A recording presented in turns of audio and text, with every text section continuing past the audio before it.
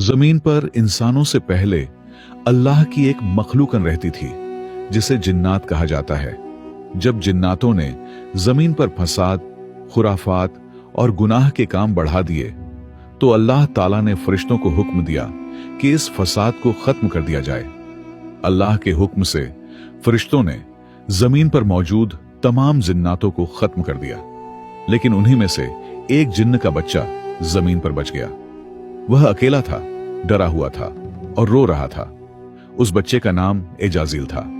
फरिश्तों ने उसका रोना सुना और अल्लाह की बारगाह में अर्ज किया, मौला, जिन्नात का एक बच्चा जमीन पर रो रहा है, आपका क्या हुक्म है?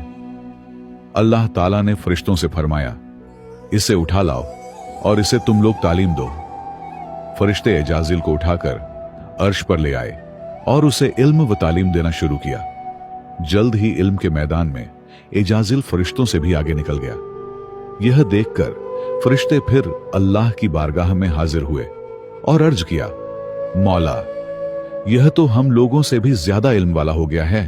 यह सुनकर अल्लाह ताला ने फरिश्तों से फरमाया, अगर ऐसी बात है तो तुम इससे तालीम हासिल करो। एजाजील के लिए एक खूबसूरत झूला बनाया गया। वह उसी झूले पर बैठकर फरिश्तों को इल्म सिखाने लगा।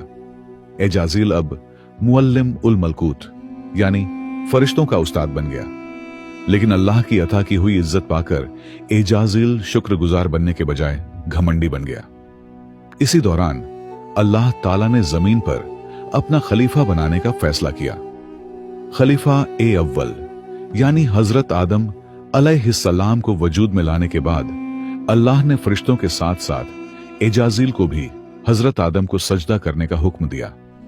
फरिश्तों ने अल्लाह का हुक्म मानते हुए हजरत आदम को सजदा कर लिया, लेकिन एजाजील अपने इल्म और इबादत के घमंड में बोला, मैं आग से बना हूं और आदम मिट्टी से बना है। यह कहकर उसने अल्लाह के हुक्म का इनकार कर दिया। इसी नाफरमानी और तकब्बुर की वजह से अल्लाह ताला ने एजाजील को इब्लीस, शैतान बनाकर अपनी बारगाह से निकाल दिया।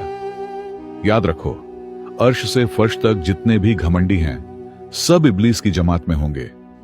इसलिए अल्लाह का शुक्र गुजार करो, क्योंकि हर अहंकारी का अंजाम बेहद खतरनाक